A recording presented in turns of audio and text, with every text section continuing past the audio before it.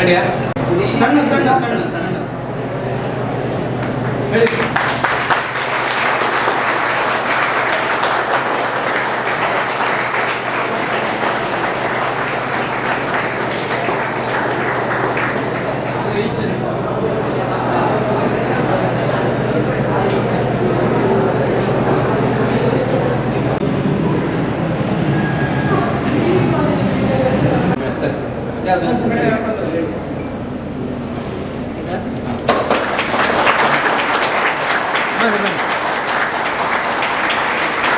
ಬನ್ನಿ ಒಳಗೆ ಬನ್ನಿ ಸರ್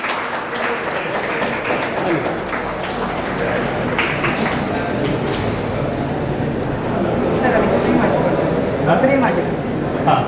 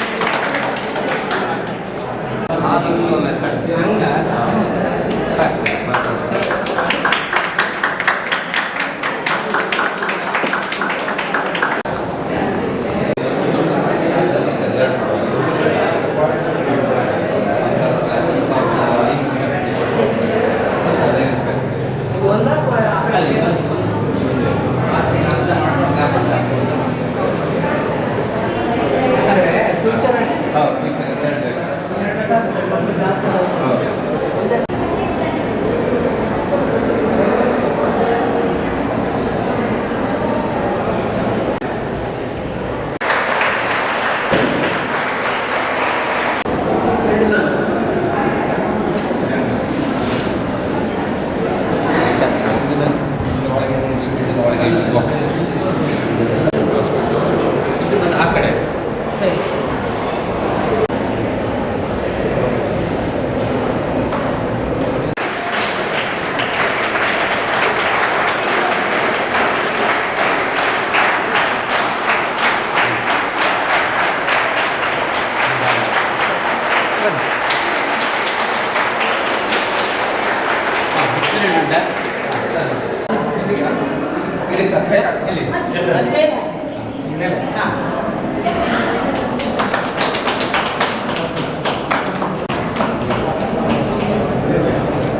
ಚೆನ್ನಾಗಿ ಉಳಿಸ್ಕೊಳ್ಳಿ.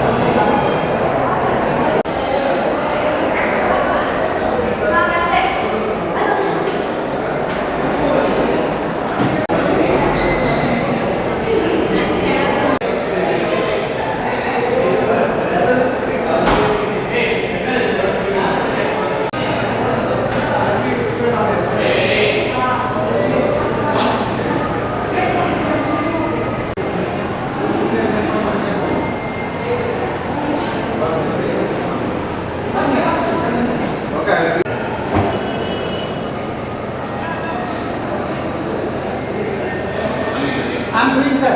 Just now I'm doing. ಒಂದು ನಿಮಿಷ ಸರ್ ಓಕೆ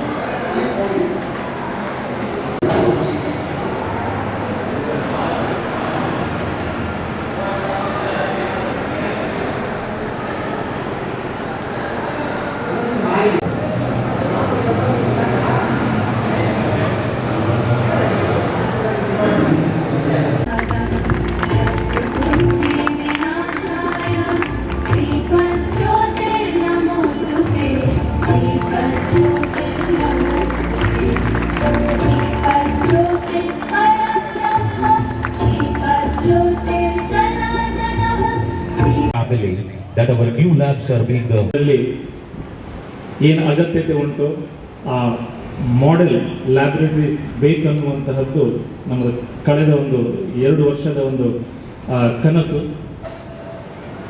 ಆ ಕನಸಿಗೆ ಮೀರಿ ನಮ್ಮ ಲ್ಯಾಬೊರೇಟರೀಸ್ ರೆಡಿಯಾಗಿದೆ. ಈ ಲ್ಯಾಬನ್ನು ಉದ್ಘಾಟನೆ ಆಗುವಂತಹದ್ದು ಈ ಕಾಲೇಜ್ ಇರುವ ತನಕ ಅದು ನೆನಪಲ್ಲಿ ಇರಬೇಕು ಅಂತ ಒಬ್ಬ ವ್ಯಕ್ತಿಯನ್ನು ನಾವು ಕರೆಸಬೇಕು ಅನ್ನುವಂತಹದ್ದು ಬಂದಾಗ ರಮೇಶ್ ಸರ್ ಮೊದಲೇ ಆಲೋಚನೆ ಮಾಡಿದ್ದು ನಮ್ಮ ಸೈಂಟಿಸ್ಟ್. ಯಾಕಂತ ಹೇಳಿದರೆ from last 26 years has been serving to the nation. ಕೆಲವರು ಇಸ್ರೋದಲ್ಲಿ ವರ್ಕ್ ಮಾಡ್ತಾ ಇದ್ದಾರೆ ಅಂತ ಹೇಳಿದರೆ ನಮ್ಗೆ ಗೊತ್ತಿರಬಹುದು. ಇವತ್ತಿನ ಕಳೆದ ಒಂದು 10-15 ವರ್ಷದಲ್ಲಿ ಈ ಸೈನ್ಸ್ ಟೆಕ್ನಾಲಜಿಯಲ್ಲಿ ಭಾರತ ಏನು ರೆಕಗ್ನಿಷನ್ ಈ ವರ್ಲ್ಡಲ್ಲಿ ಪಡಿತಾ ಇದೆ ಅಂತ ಹೇಳಿದರೆ ಅದಕ್ಕೆ ಮುಖ್ಯ ಕಾರಣ the force behind this is the ISRO. ಆ ಇಸ್ರೋದಲ್ಲಿ ವರ್ಕ್ ಮಾಡುವಂತಹ ಎಲ್ಲ ಸೈಂಟಿಸ್ಟ್, ಆಲ್ ದಿ ಎಂಪ್ಲಾಯೀಸಿಗೂ ನಾವು ಈ ಸಂದರ್ಭದಲ್ಲಿ ಒಂದು ದೊಡ್ಡ ಚಪ್ಪಾಳೆಯನ್ನು ಕೊಡಲೇಬೇಕು, ಅವ್ರನ್ನ ಗೌರವಿಸಲೇಬೇಕು ಅನ್ನುವಂಥ ಅಂಥ ಒಂದು ಸಂಸ್ಥೆಯಿಂದ ಇವತ್ತು ಕಳೆದ 26 ವರ್ಷ ಆ ಸಂಸ್ಥೆಯಲ್ಲಿ ವರ್ಕ್ ಮಾಡಿ ಎಕ್ಸ್ಪೀರಿಯನ್ಸ್ ಇರುವಂತಹ ಒಬ್ಬ ವ್ಯಕ್ತಿ ಇವತ್ತು ನಮ್ಮ ಮುಂದೆ ಈ ಸುಜ್ಞಾನ ಎಜುಕೇಷನ್ ಟ್ರಸ್ಟ್ ಬಂದು ಈ ಲ್ಯಾಬನ್ನು ಉದ್ಘಾಟಿಸಿದ್ದಾರೆ ಅಂತ ಹೇಳಿದರೆ ಖಂಡಿತ ಅದು ನಮ್ಮ ಸಂಸ್ಥೆಯ ಒಂದು ಭಾಗ್ಯ ಹಾಗೂ ವಿದ್ಯಾರ್ಥಿಗಳ ಪುಣ್ಯ ಅಂತ ಹೇಳ್ಬೋದು. ಯಾಕಂತ ಹೇಳಿದ್ರೆ ಇನ್ನು ಮುಂದೆ ಅವರ ಒಂದು ಕೆಲವೊಂದು ಅವರ ಎಕ್ಸ್ಪೀರಿಯನ್ಸನ್ನು ನಾವು ಕೇಳ್ಬೋದು. ಅವರು 26 ವರ್ಷದ ಜರ್ನಿ ಹೇಗೆ ಉಂಟು, ಅದೊಂದು inspiration. So being A science students, ನೀವು ಕೂಡ ಇಲ್ಲಿ ಎಷ್ಟು ವಿದ್ಯಾರ್ಥಿಗಳಿದ್ದೀರಿ, ಇಸ್ರೋ ಇರ್ಬೋದು, ಬೇರೆ ಬೇರೆ ಕಂಪನಿಗಳಲ್ಲಿ ವರ್ಕ್ ಮಾಡ್ಬೋದು, ಸಂಸ್ಥೆಗಳಲ್ಲಿ ವರ್ಕ್ ಮಾಡ್ಬೋದು, ಸೈಂಟಿಸ್ಟ್ ಆಗಬೇಕು ಅನ್ನುವಂಥ ಒಂದು ಗುರಿಯನ್ನು ಇಟ್ಕೊಂಡಿರ್ಬೋದು. ಅಂಥವರಿಗೆ ಖಂಡಿತ ಅವರ ಮಾತು, ಅವರ ಮಾರ್ಗದರ್ಶನ ಅನ್ನುವಂತಹದ್ದು ಒಂದು ಇನ್ಸ್ಪಿರೇಷನ್ ಅನ್ನುವಂಥದ್ದನ್ನು ಹೇಳ್ತಾ ಅದಕ್ಕೆ ಹೆಚ್ಚಿನ ಅವಕಾಶವನ್ನು ಅವರಿಗೂ ಕೊಡಬೇಕು ಅನ್ನುವಂಥ ಉದ್ದೇಶದಿಂದ ನಾನು ಹೆಚ್ಚು ಮಾತನಾಡದೆ ಇಲ್ಲಿ ಇರುವಂತಹ ಲ್ಯಾಬ್ ಏನು ನಾವು ನಿಮಗೆ ವ್ಯವಸ್ಥೆ ಮಾಡಿ ಕೊಟ್ಟಿದ್ದೇವೆ ಅದನ್ನು ಮ್ಯಾಕ್ಸಿಮಮ್ ಯುಟಿಲೈಸ್ ಮಾಡಿಕೊಳ್ಳಿ. ಅದರಲ್ಲಿರುವಂಥ ಪ್ರತಿಯೊಂದು ಏನು ನಿಮ್ಮ ಥಿಯರಿಟಿಕಲ್ ನಾಲೆಜ್ ಜೊತೆಗೆ ಪ್ರಾಕ್ಟಿಕಲ್ ನಾಲೆಜ್ ಅನ್ನುವಂತಹದ್ದು ಬಹಳ ಮಹತ್ವದಾಗಿರ್ತದೆ. ಆದ್ದರಿಂದ ಆ ಲ್ಯಾಬಲ್ಲಿ ಏನು ನಿಮಗೆ ಹೇಳಿಕೊಡ್ತಾರೆ ಅನ್ನುವಂಥದ್ದನ್ನು ನೀವು ಸರಿಯಾಗಿ ಆ ಇಕ್ವಿಪ್ಮೆಂಟನ್ನು ಯೂಸ್ ಮಾಡಿಕೊಂಡು ಅದನ್ನು ನಿಮ್ಮ ಸ್ಟಡೀಸಿಗೆ ಅದನ್ನು ಬಹಳ ಜವಾಬ್ದಾರಿಯಿಂದ ಕಲಿಬೇಕು. ಅಲ್ಲಿರುವಂತಹ ಎಲ್ಲ ಇಕ್ವಿಪ್ಮೆಂಟ್ ಲ್ಯಾಬ್ ಕೂಡ ಅದೊಂದು ಸುಜ್ಞಾನ ಎಜುಕೇಷನ್ ಟ್ರಸ್ಟ್ ಅಂತ ತಿಳಿದೆ ನಿಮ್ಮದೇ, ನಿಮ್ಮ ಮನೆಯದಂತ ತಿಳ್ಕೊಂಡು ಅಷ್ಟು ಕೇರ್ಫುಲ್ ಆಗಿ ಅದನ್ನು ನೀವು ಉಪಯೋಗ ಮಾಡ್ತೀರಿ ಅನ್ನುವಂತಹ ಭರವಸೆನ ಇಟ್ಕೊಂಡು ತಮ್ಗೆಲ್ಲರಿಗೂ ಕೂಡ ವಿಶ್ವಾಸನ ಹೇಳ್ತಾ ನನ್ನ ಮಾತನ್ನು ಮುಗಿಸ್ತೇನೆ. Thank you so much. Moving ahead with the program, with over 25 years of experience in structural analysis of satellites, including the recently launched NISAR spacecraft, and has received numerous accolades, including the ISRO's Young Scientist Award and Team Excellence.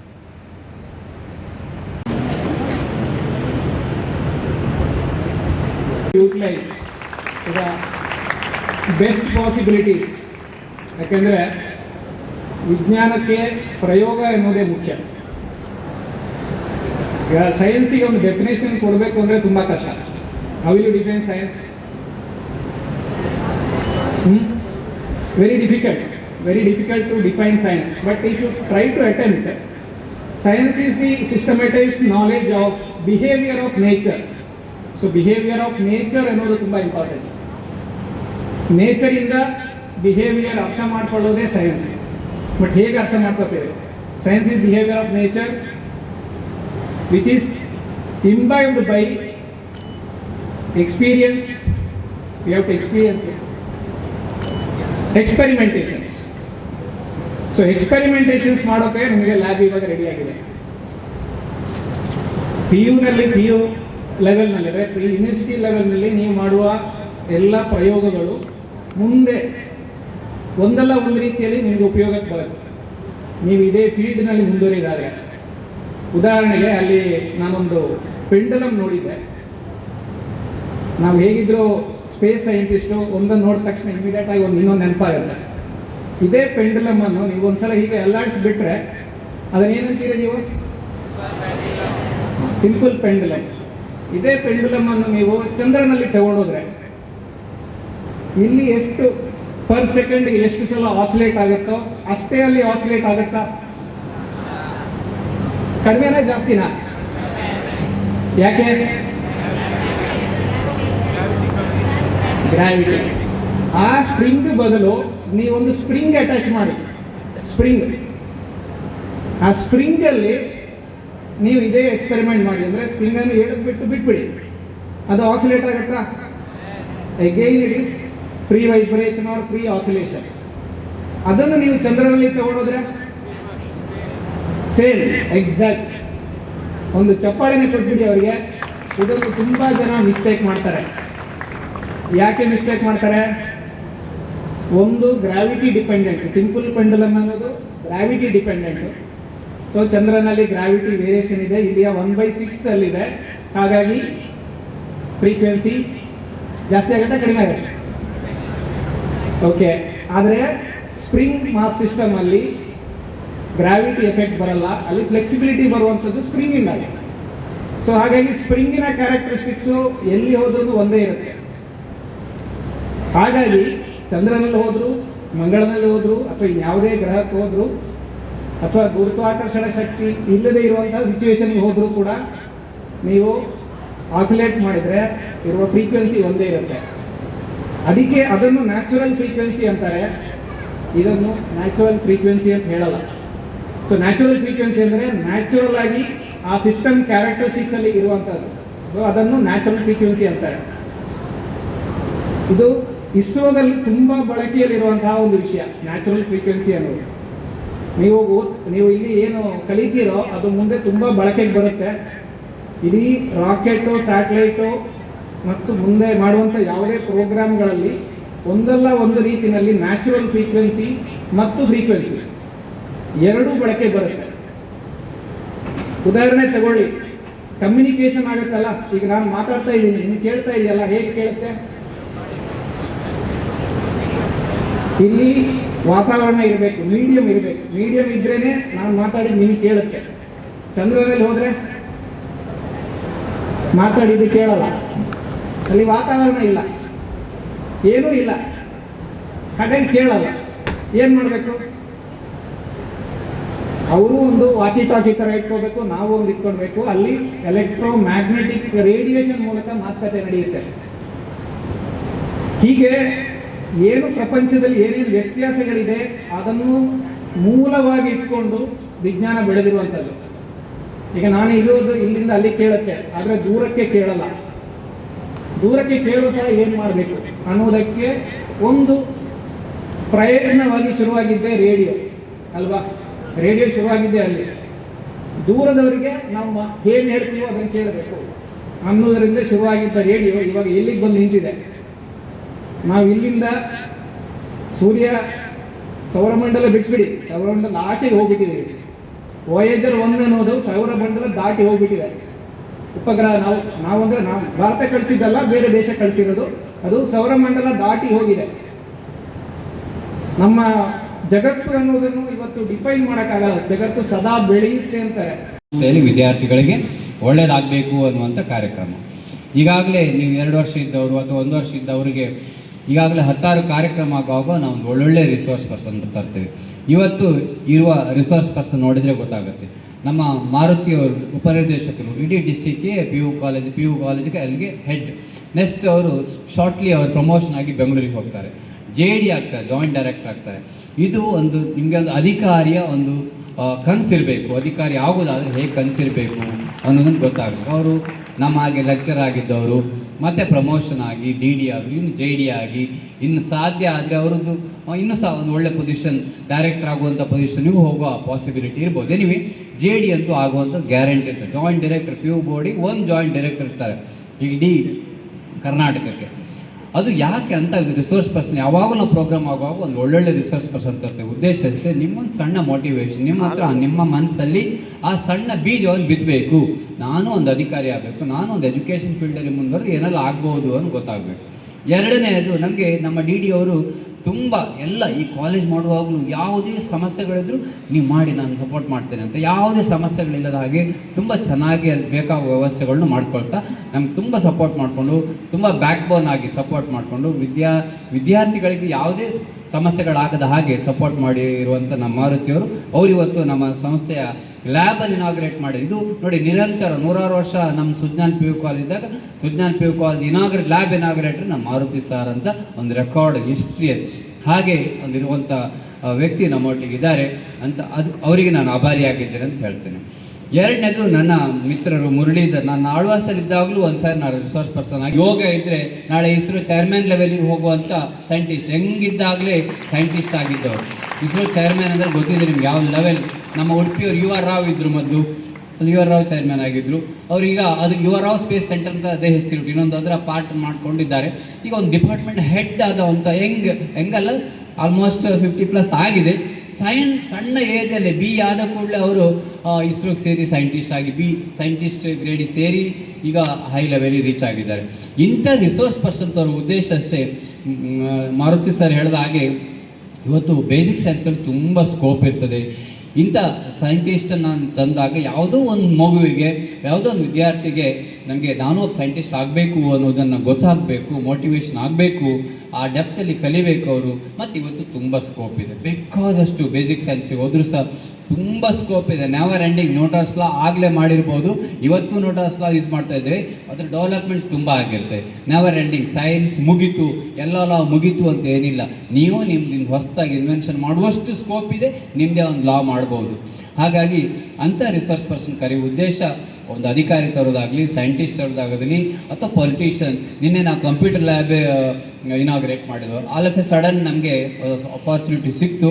ನಿನ್ನೆ MLC ಬಂದರು. ಅವರು ನೋಡಿ ಒಬ್ಬ educationist ಆಗಿ engineer college ಮಾಡಿದರು, ಅದ್ರ ಜೊತೆ politics ಫೀಲ್ಡಲ್ಲೂ ಇದ್ದವರು. ಅಂತ ರಿಸೋರ್ಸ್ ಪರ್ಸನ್ ಬಂದಾಗ, ಮಲ್ಟಿ ಟ್ಯಾಲೆಂಟೆಡ್ ಪರ್ಸನಾಲಿಟಿ ನೋಡಿದಾಗ, ಓಕೆ ಈ ರೀತಿ ಆ್ಯಂಗಲ್ ಮಲ್ಟಿ ಟ್ಯಾಲೆಂಟೆಡ್ ಆಲೋಚನೆ ಮಾಡಬೇಕು ಅನ್ನೋ ದೃಷ್ಟಿಯಿಂದ ನಾವು ಕಾರ್ಯಕ್ರಮ ಮಾಡುವಾಗ 10 ರಿಸೋರ್ಸ್ ಪರ್ಸನ್ ಕರೆದದ್ದು ಒಂದು ಒಳ್ಳೆ ನಿಮಗೆ ರೋಲ್ ಮಾಡೆಲ್ ರಿಸರ್ಚ್ ಪರ್ಸನ್ ಕರೆದು ನಮ್ಮ ಕಾರ್ಯಕ್ರಮ ಮಾಡೋದು ನಿಮಗೆ ಸಂಸ್ಥೆ ಕೊಡುವಂಥ ಕಣ್ಣಿಗೆ ಕಾಣದ ಎಜುಕೇಷನ್ ಅಂತ ಹೇಳಲಿಕ್ಕೆ ಇಷ್ಟಪಡ್ತೇನೆ. ಇವತ್ತು lab physics, chemistry, biology, computer science ಲ್ಯಾಬನ್ನು ಕಂಪ್ಲೀಟ್ ನಾನು, ಪ್ರತಾಪ್, ಭರತ್ ಯಾವಾಗಲೂ ಆಲೋಚನೆ ಮಾಡ್ತೀವಿ. ಲ್ಯಾಬ್ ಅಂದಾದರೆ ಅದೊಂದು ಸಫಿಸ್ಟಿಕೇಟೆಡ್ ಲ್ಯಾಬ್ ಆಗಬೇಕು, ಮತ್ತು ಅದು ನಮ್ಮ ಕನಸಿನ ರೀತಿಯಲ್ಲಿ ಲ್ಯಾಬ್ ಇರಬೇಕು ಅನ್ನೋಂಥ ಆಲೋಚನೆ ಮಾಡ್ತೇವೆ. ನಾವು 4 ಕಡೆ ಲ್ಯಾಬನ್ನು ಸಹ ನೋಡಿ ಬಂದಿದ್ದೆವು, ಅಥವಾ ಯೂಟ್ಯೂಬಲ್ಲಿ ಸಿಗುತ್ತೆ ಏನು ಲ್ಯಾಬಲ್ಲಿ ಯಾವುದು ಹೇಗಿರುತ್ತೆ ಅಂತ ಅದನ್ನು ನೋಡ್ಕೊಂಡಿದ್ದೆವು. ಮತ್ತು ಮೆಟೀರಿಯಲ್ ಯಾವ ರೀತಿ ತರಬೇಕು ಅನ್ನೋದು ಅದಕ್ಕೆ ಸರಿಯಾಗಿ ನಮಗೆ ಫಿಸಿಕ್ಸಲ್ಲಿ ಡಿಪಾರ್ಟ್ಮೆಂಟಲ್ಲಿದ್ದವರು ರಂಜನ್ ಆಗಲಿ, ಕೆಮಿಸ್ಟ್ರಿಲಿ ಚರಿಷ್ಮಾ ಮೇಡಮ್ ಆಗಲಿ, ಅಥವಾ ಬಯಾಲಜಿಲಿ ರಾಗಿಣಿ ಲಕ್ಷ್ಮೀ ಮೇಡಮ್ ಇದೆ, ಅವರೆಲ್ಲ ಎಲ್ಲರ ಅನುಭವ ಹೇಗೆ ಲ್ಯಾಬ್ ಬೇಕು ಅನ್ನೋದನ್ನು ನಮ್ಮ ಡಿಪಾರ್ಟ್ಮೆಂಟ್ ಫ್ಯಾಕಲ್ಟಿ ಅವರನ್ನು ಡಿಸ್ಕಸ್ ಮಾಡಿ ತುಂಬ ಚೆನ್ನಾಗಿ ಸೆಟಪ್ ಮಾಡಿದೆವು. ಅದು ಬೇಕಾದ ಇನ್ಸ್ಟ್ರೂಮೆಂಟ್ಸ್ ಆಲ್ರೆಡಿ ಎಲ್ಲವೂ ಇದೆ. ಈಗ ನೋಡಿದರೆ ಲ್ಯಾಬ್ ನೋಡಿದರೆ ಕರೆಕ್ಟಾಗಿ ಗೊತ್ತಿರ್ತದೆ ನಿಮಗೆ. ನಮ್ಮ ಲ್ಯಾಬ್ ಇಕ್ವಿಪ್ಮೆಂಟ್ಸ್ ದೊಡ್ಡ ವಿಷಯ ಅಲ್ಲ, ಅದನ್ನೇ ಇಲ್ಲಿ ನಿಮ್ಮ ಕೋಟೇಶ್ವರಕ್ಕೆ ಹೋದರೂ ಸಿಗ್ತದೆ, ಅಲ್ಲಿ ಸಪ್ಲೈಯರ್ ಇದ್ದಾರೆ ಕೊಡ್ತಾರೆ. ಬಟ್ ಅದನ್ನು ಹೇಗೆ ಪ್ಲ್ಯಾಂಡ್ ಆರ್ಗನೈಸೇಷನ್, ಪ್ಲ್ಯಾಂಡ್ ಸೆಟಪ್ ಮಾಡೋದು ಅನ್ನೋದು ಇಂಪಾರ್ಟೆಂಟ್. ಅದಕ್ಕೆ ನಾವು ತುಂಬ ಒಂದು 3-4 ತಿಂಗಳು ಲೇಟ್ ಆದರೂ ತೊಂದರೆ ಇಲ್ಲ, ಒಳ್ಳೆ ಲ್ಯಾಬ್ ಮಾಡಿದೆವು. ನಿನ್ನೆ MLC ಅವರು ಮಂಜುನಾಥ್ ಭಂಡಾರಿ ಸರ್ ಹೇಳಿದರು, ಇದು ಇಂಜಿನಿಯರ್ ಕಾಲೇಜಿಗಿಂತ ಬೆಟರ್ ಲ್ಯಾಬ್ ಇತ್ತು ಕಂಪ್ಯೂಟರ್ ಸೈನ್ಸ್ ಲ್ಯಾಬ್ ಅಂತ ಹೇಳಿದ್ರು. ಅದು ನಮಗೆ ತೃಪ್ತಿ ಕೊಡುವಂಥದ್ದು. ಅಂಥ ಲ್ಯಾಬೊರೇಟರಿಯನ್ನು ಮಾಡಿ ನಿಮಗೆ ಸೈನ್ಸ್ ವಿದ್ಯಾರ್ಥಿಗಳಿಗೆ, ಕಾಮರ್ಸ್ ಆದರೂ EBSc ವಿದ್ಯಾರ್ಥಿಗಳಿಗೆ ಕಂಪ್ಯೂಟರ್ ಸೈನ್ಸ್ ಲ್ಯಾಬ್ ಇದೆ, ಒಳ್ಳೆ ಫ್ಯಾಕಲ್ಟಿ ಇದೆ. ಇನ್ನೂ ನೀವು ಯುಟಿಲೈಸ್ ಮಾಡ್ಕೊಳ್ಳೋದು ನಿಮ್ಮ ಕೆಲಸ. ನೀವು ನಿರಂತರವಾಗಿ ಸತತ ಪ್ರಯತ್ನ ಮಾಡಬೇಕು, ಹಾರ್ಡ್ ವರ್ಕ್ ಮಾಡಬೇಕು, ಸ್ಮಾರ್ಟ್ ವರ್ಕ್ ಮಾಡಬೇಕು. ಲ್ಯಾಬೊರೇಟರಿ ಎಕ್ಸ್ಪೆರಿಮೆಂಟ್ಸ್ ಇರುವಂಥದ್ದು, ಅದರಲ್ಲಿ ಸಹ ನಿಮಗೆ 90ಯಲ್ಲಿ 90 ಮಾರ್ಕ್ಸ್ ಬರುವಾಗ 30 ಈಚ್ ಸಬ್ಜೆಕ್ಟ್ಸ್. ಕಂಪ್ಯೂಟರ್ ಸೈನ್ಸ್ ಅಂದರೆ 30 each. Biology, chemistry, physics 90 PCMB ವಿದ್ಯಾರ್ಥಿಗಳಿಗೆ, PCMC ವಿದ್ಯಾರ್ಥಿಗಳಿಗೆ 90 ಮಾರ್ಕ್ಸ್. 90ಯಲ್ಲಿ 90 ಸಿಕ್ಕುವ ಹಾಗೆ ನಿಮಗೆ ಪ್ರಾಕ್ಟಿಕಲ್ಸಲ್ಲಿ ಸಿಗೋ ಹಾಗೆ ನೀವು ಪ್ರಯತ್ನ ಮಾಡಿ. ನಮ್ಮ ಟೀಚರ್ ಅದಕ್ಕೆ ಗೈಡ್ ಮಾಡ್ತಾರೆ. ಎಲ್ಲ ಇನ್ಸ್ಟ್ರೂಮೆಂಟ್ಸ್ ಇರಲಿ, ಲ್ಯಾಬೊರೇಟರಿ ಒಂದು ಸೆಟಪ್ ತುಂಬ ಚೆನ್ನಾಗಿ, ತುಂಬ ಖರ್ಚು ಮಾಡಿದೆ. ಕೆಮಿಸ್ಟ್ರಿ ಲ್ಯಾಬ್ ಅಂದರೆ ಅದು ಅಷ್ಟು ಕಾಸ್ಟ್ಲಿ ಮೆಟೀರಿಯಲ್ಸ್, ಅದೆಲ್ಲ ನಿಮ್ಮದು ಅಂತ ತಿಳ್ಕೊಳ್ಬೇಕು. ಸರ್ ಹೇಳಿದರು ನಿಮ್ಮ ಮನೆದು ನಿಮ್ಮದು ಅಂತ ತಿಳ್ಕೊಳ್ಳಿ. ಬಟ್ ನಿಮ್ಮ ಮನೆದಂತ ಮನೆ ತೊಗೊಂಡು ಸ್ಕ್ರೂ ಗೇಜ್ ಇಟ್ಕೊಂಡು ಮನೆ ತೊಗೊಂಡು ಹೋಗಬೇಡಿ, ಆಯಿತಾ? ಅದು ಕಾಲೇಜ್ ಇದೆ, ಅದು ನಿಮ್ಮ ಮನೆದು ಅಷ್ಟು ಪ್ರೀತಿಯಿಂದ ಅದ್ರ ವರ್ಕ್ ಮಾಡಿ ಇಟ್ಕೊಳ್ಳಿ. ಹಾಗೆ ಸೇಫಾಗಿ ಕೇರ್ ಮಾಡಿ, ಹ್ಯಾಂಡಲ್ ಮಾಡಿ ಅನ್ನೋ ರೀತಿಯಲ್ಲಿ ಅದು ನಿಮ್ಮದೆಲ್ಲ ವಸ್ತುಗಳು ಯಾವುದೇ ಮಿಸ್ಪ್ಲೇಸ್ ಆಗಬಾರ್ದು. ಯಾಕೆ ಇನ್ನೊಂದು ಮಗು ತೊಂದರೆ ಆಗುತ್ತೆ. ಒಂದು ಇನ್ಸ್ಟ್ರೂಮೆಂಟ್ ಹಾಳಾದರೆ, ಉದಾಹರಣೆಗೆ ಯಾವುದಾದ್ರೂ ಒಂದು ಫಾರ್ ಎಕ್ಸಾಂಪಲ್ ಸ್ಪೆಕ್ಟ್ರೋಮೀಟರ್ ಹಾಳಾದರೆ, ಒಂದು ಗ್ರೇಟಿಂಗ್ ತೊಗೊಂಡ್ರೆ, ಪ್ರಿಸಮ್ ತೊಗೊಂಡ್ರೆ ಒಂದು ಹಾಳಾದರೆ ಮತ್ತೆ ಅದು ತರಲಿಕ್ಕೆ ಒಂದು 5-6 ತಿಂಗಳು ಬೇಕಾಗುತ್ತೆ. ಕೆಲವು ಸಲ ಗ್ರೇಟಿಂಗ್ ಎಲ್ಲ ಸಿಗೋದೇ ಇಲ್ಲ ಮಾರ್ಕೆಟಲ್ಲಿ. ಫಿಸಿಕ್ಸಲ್ಲಿ ಗ್ರೇಟಿಂಗ್ ಸೋಲಾರ್ ಸ್ಪೆಕ್ಟ್ರಮ್ ಎಲ್ಲ ಎಕ್ಸ್ಪೆರಿಮೆಂಟ್ ಮಾಡಬೇಕಿದ್ರೆ ಅದು ಇಮಿಡಿಯೇಟ್ ಸಿಗೋದಿಲ್ಲ ಸ್ಪೆಕ್ಟ್ರಮ್. ಸೊ ಗ್ರೇಟಿಂಗ್ಸ್ ಹಾಗೆ ಅಂಥದ್ದು ಯಾವುದೋ ಒಂದು ಇನ್ಸ್ಟ್ರೂಮೆಂಟ್ ಹಾಳಾಗಬಾರ್ದು, ಜಾಗ್ರತೆಯಲ್ಲಿ ಹ್ಯಾಂಡಲ್ ಮಾಡಬೇಕಾಗತ್ತೆ. ನೀವು ಅದನ್ನು ಚೆನ್ನಾಗಿ ಯುಟಿಲೈಸ್ ಮಾಡಿ, ಜಾಗ್ರತೆ ಹ್ಯಾಂಡಲ್ ಮಾಡಿ ಅಂತ ಹೇಳ್ತಾ, ನಮ್ಮ ಲ್ಯಾಬೊರೇಟರಿ ಫೆಸಿಲಿಟಿ ಚೆನ್ನಾಗಿ ಯುಟಿಲೈಸ್ ಮಾಡ್ಕೊಳ್ಳಿ ಅಂತ ಹೇಳ್ತಾ, ನಿಮಗೂ